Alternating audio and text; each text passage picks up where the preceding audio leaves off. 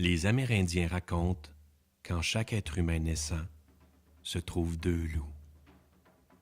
Un loup blanc et un loup noir. Le blanc représente la lumière, l'espoir, la force et l'amour. Le noir symbolise les ténèbres, l'angoisse, la peur et la haine.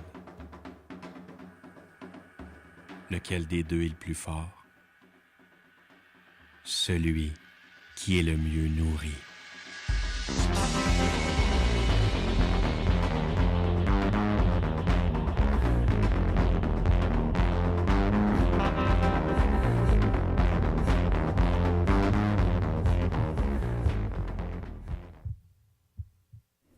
La visibilité était de 100, peut-être 200 mètres devant moi. Le vent soufflait comme je l'avais rarement vu. Je me suis dit, Fred, ça commence à être dangereux. Tu devrais changer ta voile pour une plus petite. Quand je m'apprêtais à stopper pour descendre mon cerf-volant, j'ai rien vu venir. D'un coup, j'ai été lancé dans les airs.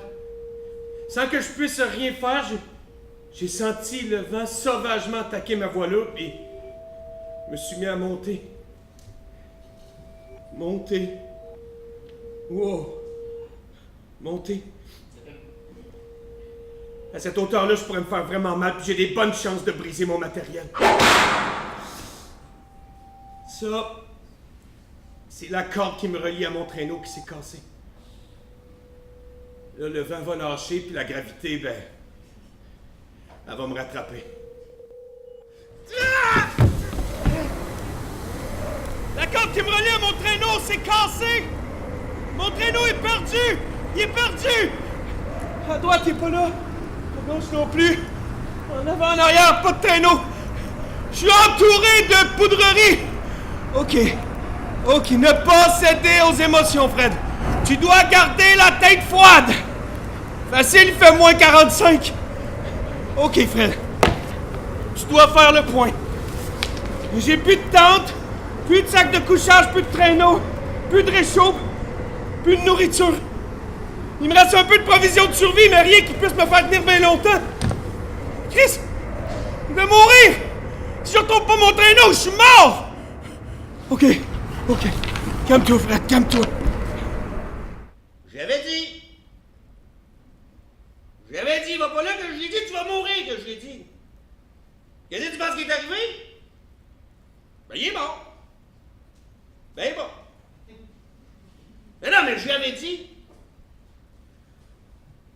Je suis désolé.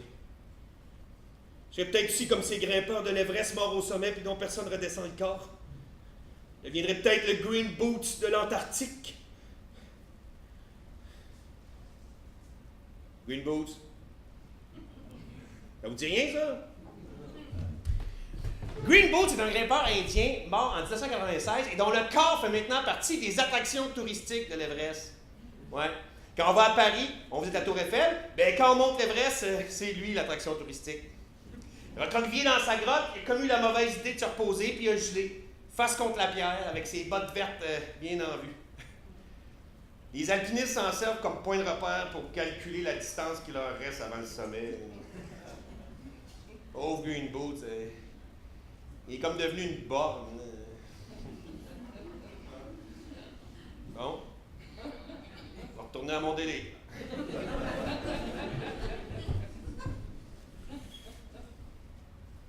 Mon amour, ma femme, je suis comme George Mallory.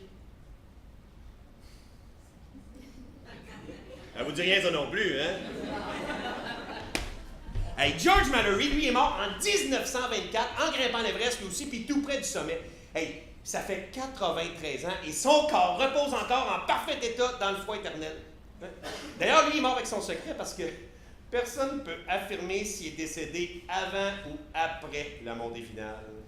Ouais. Il est poche, hein? Et là, vous aurez compris que l'Everest, c'est un peu comme un grand cimetière à ciel ouvert. Il y a à peu près 150 alpinistes qui reposent là pour l'éternité. Ouais. Ils sèchent au vent, ils se décomposent très lentement. souvent dans des positions assez grotesques. Je veux pas devenir le Yellow Boat de l'Antarctique. C'était pas ça le but. C'était pas ça l'objectif. Il me reste 18 minutes pour mettre la main sur mon traîneau. 18 minutes!